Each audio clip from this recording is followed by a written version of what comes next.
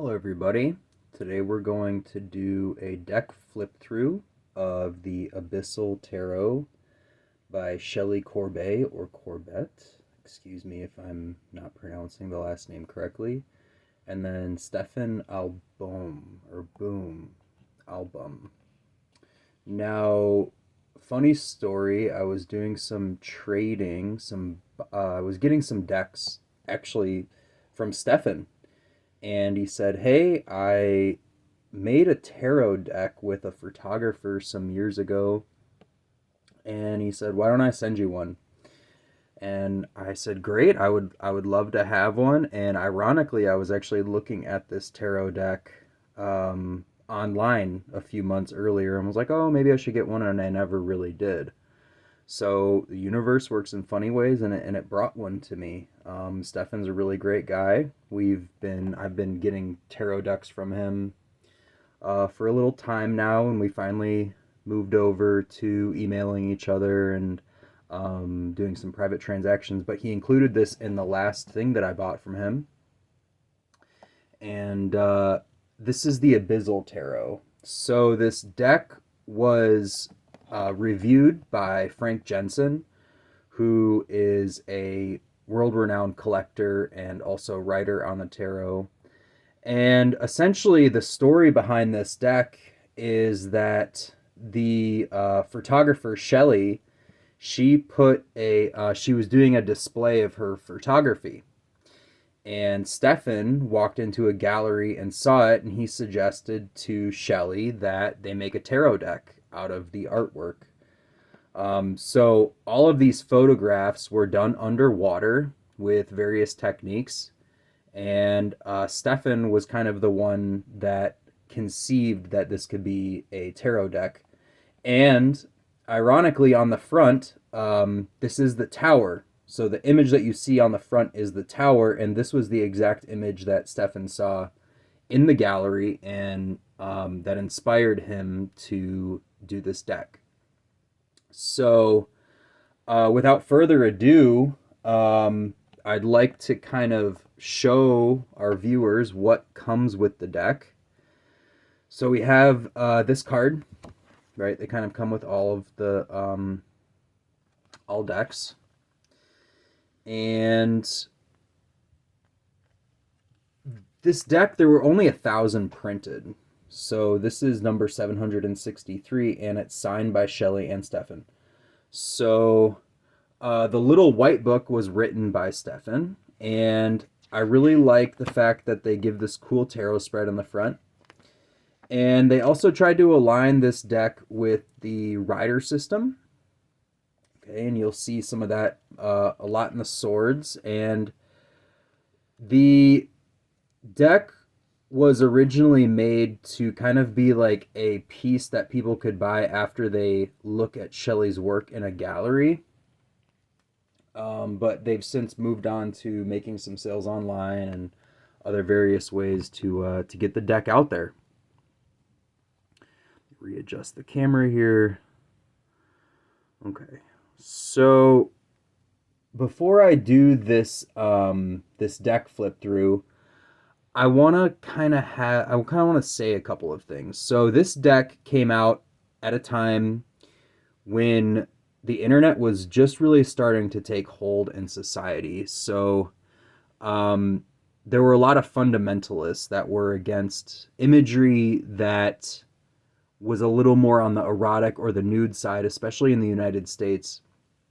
So during the process of conceiving this deck, there were some hiccups, right? And they tried a couple printers in the US and they weren't able to get it done. The printers said, no, this imagery is too nudist, too erotic. And so they eventually ended up at a Canadian printing company. So I really want to emphasize that these people were revolutionaries, and they were rebels, and they were pushing the norm and status quo for the internet, tarot, and printing. So we need to keep that in mind, that the people that worked on this deck, Shelly and Stefan, they were pushing the mark. They were rebels of their time. They were revolutionaries in tarot on the internet and also in printing. They actually got this printed in Canada. The US printing companies that they tried to work with said, no, we're not going to do this. So we have to keep this in mind that the story behind this deck is actually quite amazing. I'm going to point out a couple of other things that I noticed that are really interesting about this deck as we kind of get through it. As you can see on the, I'll start with this though. As you can see on the left, there's a description. Now, these are actually the names of the photographs, but they put them on the deck so you can draw inspiration from the images. So this is obviously the Fool.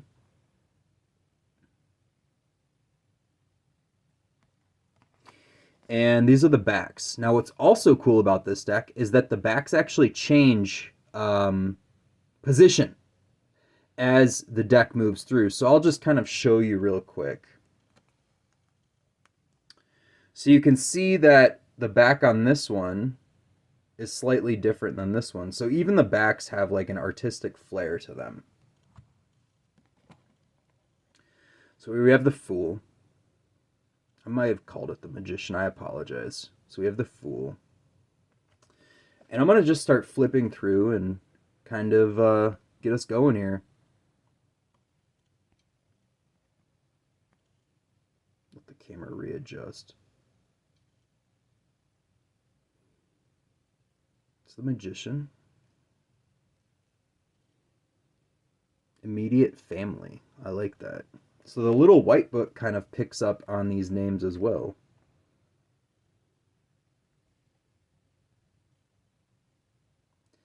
Now, one thing I really wanted to kind of get at was that this is called the Abyssal Tarot. And in the Kabbalah, and the Hermetic Kabbalah and the traditional Kabbalah, we have the abyss. So beyond the abyss is kind of like, you know, the boundaries of the mind, or where mind and spirit meet each other.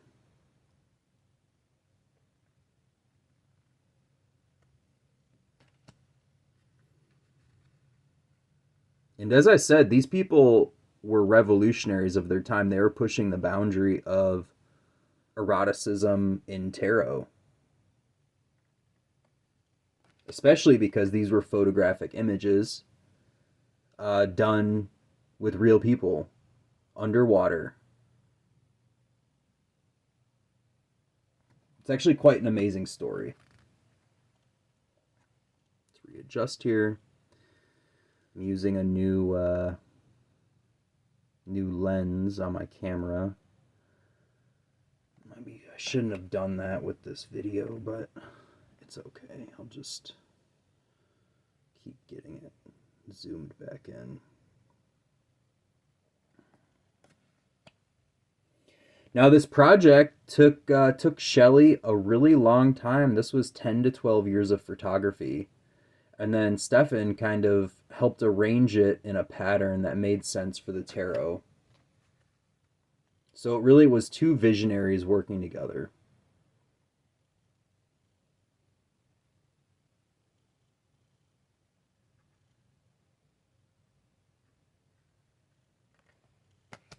The colors on this deck are absolutely stunning.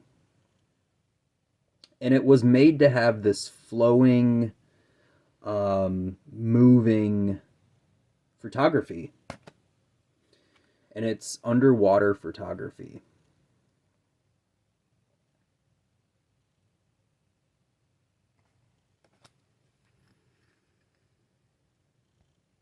I asked Stefan if he knew the process of how she was able to get the images like this. He said that they put different sheets and various objects to kind of get the nature of the photograph to do what they wanted it to.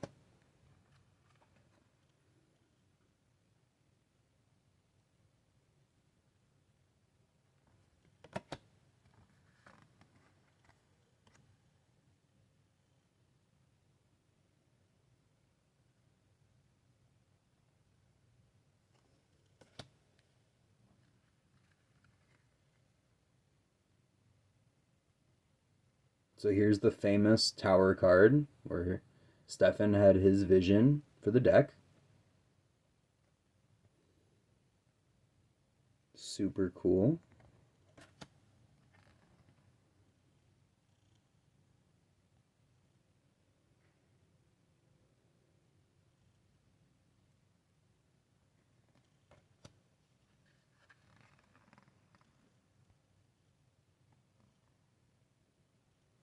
Trying to get the camera to adjust on each image so you guys can see the richness of color in this deck. It's just, the camera is not doing it justice.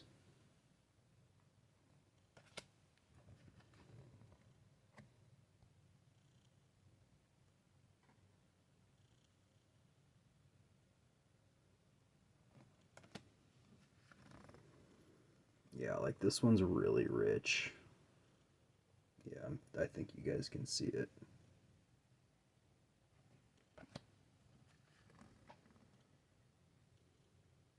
There we go. I think if I get it close enough, it'll just adjust itself. So Stefan, through our emails, he said he worked closely with Frank Jensen, and also traded with Frank Jensen quite a bit with tarot.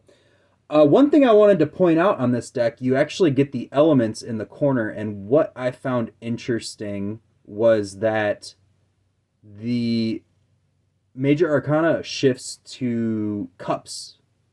So traditionally, we would have either pentacles or wands.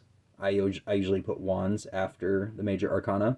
This puts cups first, and I believe pentacles next. So we have more of a feminine push after the major arcana, which I can appreciate. That's definitely appreciated. Yeah, so you got this rich green in this one. Let me readjust here.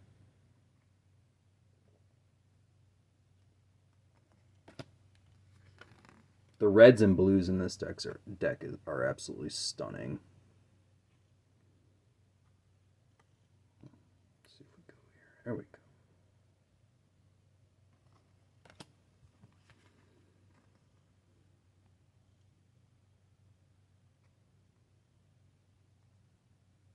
Yeah, I don't think the camera is really picking up the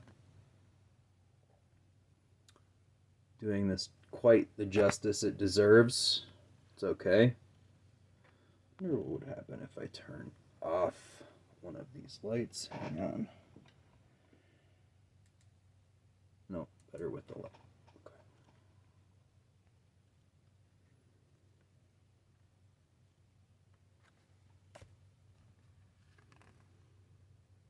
I might move a little bit quicker through this. Just because I've had some comments like, hey, you know, you can go through the cards a bit quicker. So I might do that.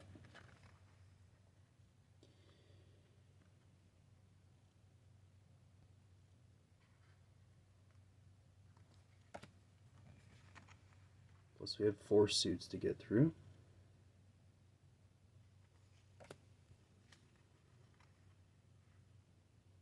Some of the images are a bit softer than the other ones. And some of them are just so homey, you know, you feel good when you look at it.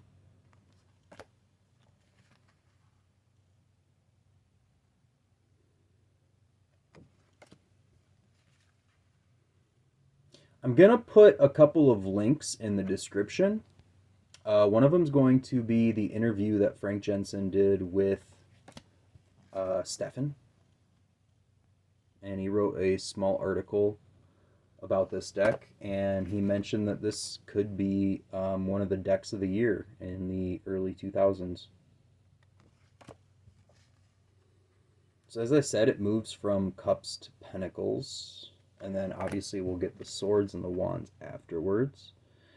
And I was kind of meditating on the words on the side.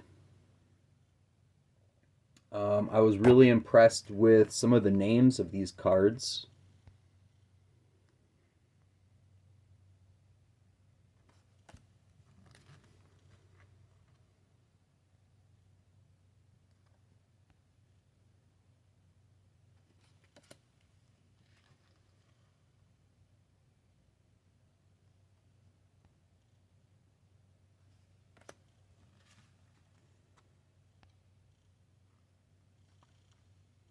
it's not really picking up the richness of this card. The contrast between the dark and the reds are pretty apparent. It's working better sometimes. Let's see what happens if I turn this light off. Oh, no better. Okay, that's better with this one.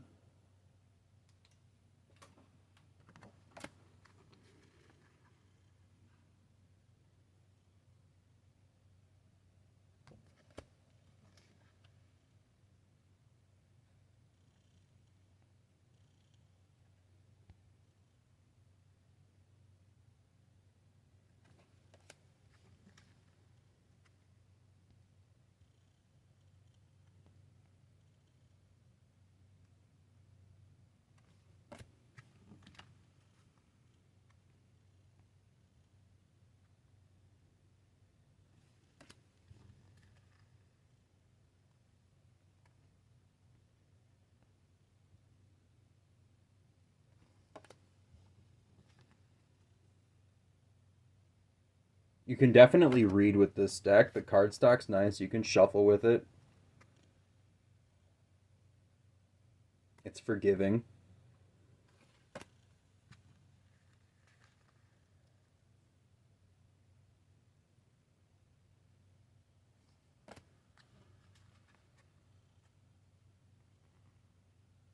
And I guess at some point in their journey when they were making this deck, they had to bring props out for certain suits, specifically the swords.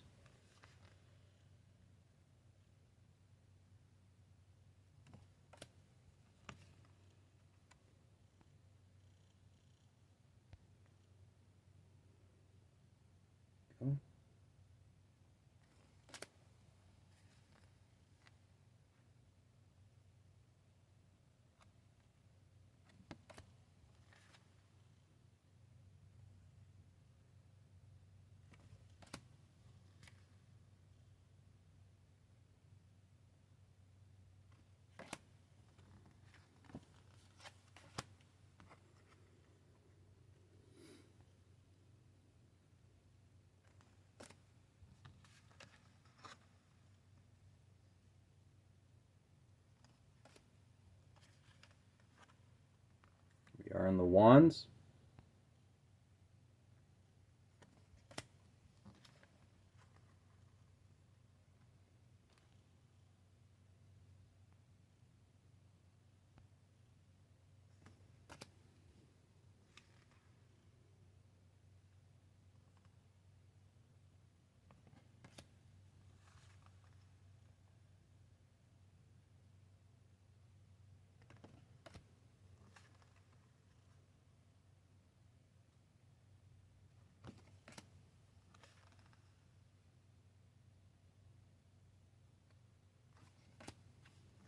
Ah, yeah, that's cool.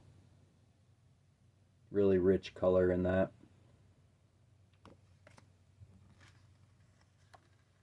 The blues, purples, reds really pop in this deck.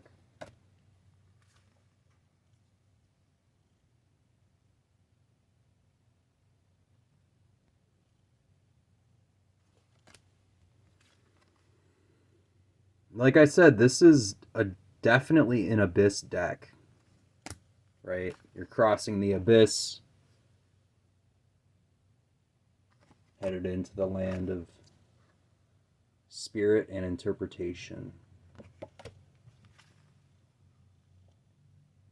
Very cool deck. Thank you, Stefan, if you've made it this far. Okay, this is the Abyssal Tarot, and I hope you guys enjoyed it. I highly recommend this deck. There were only 1,000 of these printed, so this is a collector's item. So thank you guys. Bye.